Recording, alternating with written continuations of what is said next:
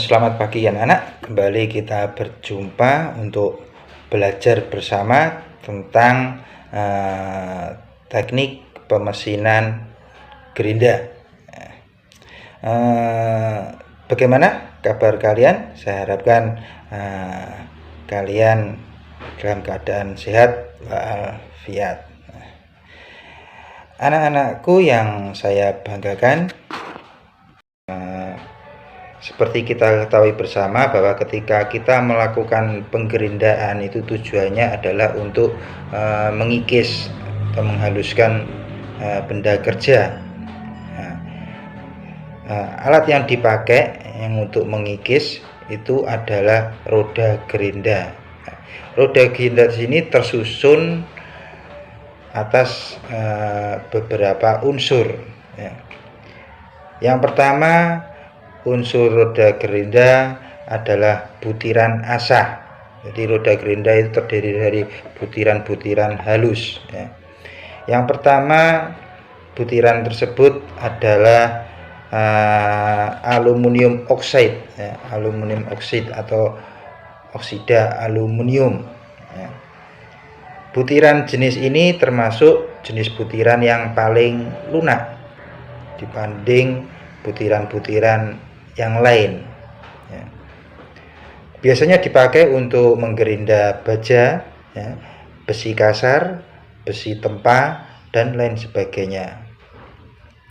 Kemudian yang kedua adalah karbida silisium atau silikon karbid. Untuk silikon karbid ini tingkat kekerasannya lebih keras daripada oksida aluminium.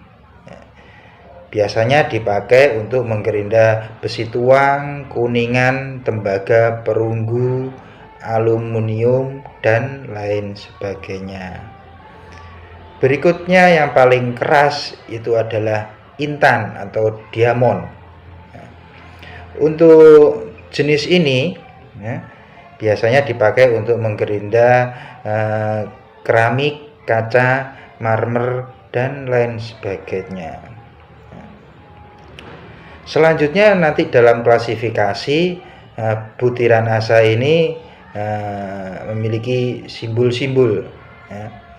Biasanya kalau oksida aluminium itu ditulis dalam simbol A. Kemudian karbida silisium ditulis dalam simbol B. Intan ditulis dalam simbol C. Nanti penerapannya akan kita bahas di belakang. Berikutnya unsur roda gerinda yang lain itu adalah ukuran butiran asah. Kalau tadi adalah butiran asahnya bahannya, sekarang ukurannya. Di dalam tabel di situ ada ukuran butiran asah. Ada kasar, sedang, halus, sangat halus, dan tepung. Di situ ditulis dalam huruf angka, yang artinya ukuran butiran asah tersebut adalah dalam butir per in. Jadi misalkan pada kolom yang pertama itu ada kasar, yang huruf pertama adalah angka pertama adalah 1. Artinya tingkat kekasarannya itu adalah 1 per inci, 1 butir per inci, jadi terbesar. Itu salah satu contohnya. Kedua yang termasuk adalah unsur roda gerinda setelah butiran asa adalah perekat. Ada beberapa perekat yang dipakai untuk merekatkan butiran-butiran asah yang telah kita bahas tadi. Itu ada 5. Yang pertama adalah perikat tembikar. Biasanya disimbolkan dalam huruf V. Kemudian ada perekat silikat, biasanya disimbolkan dalam huruf S. Kemudian ada perekat bakelit yang disimbolkan dalam huruf B. Kemudian ada perekat karet atau rubber, biasanya disimbolkan dalam huruf R. Dan yang terakhir adalah perekat embalau yang disimbolkan dalam huruf E.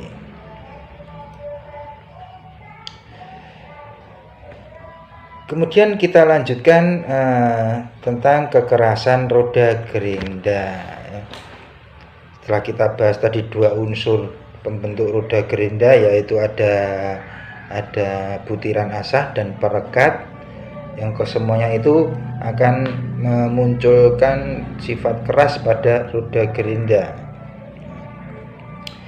Biasanya roda gerinda yang keras, saya ulangi, roda gerinda yang keras itu dipakai untuk menggerinda bahan yang lunak. Sedangkan roda gerinda yang lunak dipakai untuk menggerinda bahan yang keras. Untuk tingkat kekerasannya digolongkan menjadi ada sangat lunak, sedang, keras, dan sangat keras. Di tabel di sini diperlihatkan simbol-simbol dalam bentuk abjadnya. Nanti dalam klasifikasi roda gerinda, di dalam roda gerinda pasti ada simbol-simbol abjadnya ini yang mencerminkan tingkat kekerasan roda gerinda.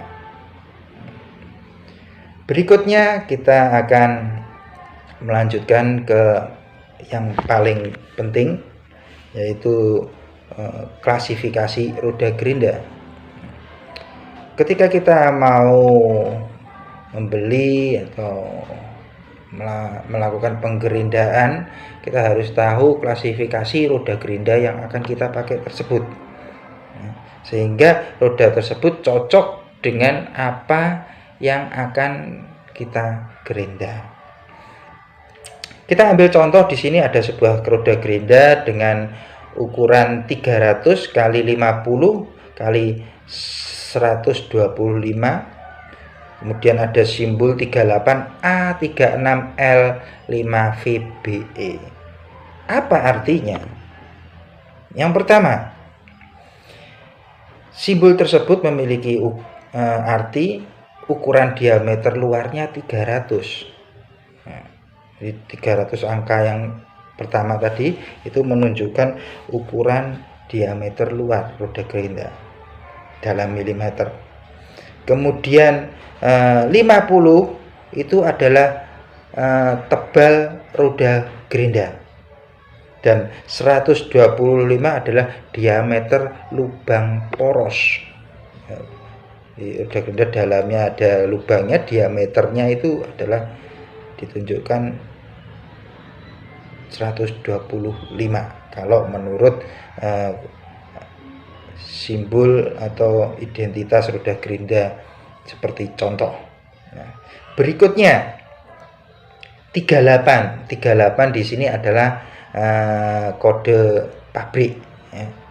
Kemudian A di sini bisa dilihat tadi bahan atas atau bahan asah atau butiran roda gerinda, jenis butirannya. Nah, di sini A itu adalah aluminium oksid. Jadi roda gerinda ini dengan identitas seperti contoh di atas, ini adalah roda gerinda yang bahan asahnya atau butiran asahnya adalah aluminium oksid. Kemudian berikutnya 36. 36 di sini menunjukkan ukuran butiran asahnya. Jadi kalau 36 bisa dilihat di dalam tabel. Di dalam tabel 36 itu termasuk dalam ukuran yang sedang. Berikutnya adalah simbol L, ya. Simbol L ini kita lihat di dalam tabel yang tadi. Di situ tertera bahwa L ini termasuk dalam kategori tingkat kekerasan sedang. Berikutnya lagi adalah huruf atau angka 5, ya, angka 5. Angka 5 di sini menunjukkan susunan butiran asa atau tingkat kerapatan butiran asa. Ya. Di mana di sini digolongkan dalam 3 kriteria. Ya. Jadi kalau hurufnya kalau angkanya 0, 1, 2, 3 itu masuk dalam kategori rapat. Kemudian angka 4, 5, dan 6 itu kategori sedang. Sedangkan 7, 8, 9, 10, 11, 12 itu masuk dalam kategori renggang. Karena di sini angkanya 5, maka masuk dalam kategori sedang. Berikutnya adalah huruf V. Nah, huruf V di sini menunjukkan jenis perekat atau jenis bahan perekat. Nah, di mana V ini adalah simbol dari tembikar atau vitivit, ya. Tembikar. Berikutnya yang terakhir huruf BE. BE di sini adalah kode pabrik yang menunjukkan untuk penggerindaan khusus. Demikian pembahasan saya kali ini tentang klasifikasi roda gerinda.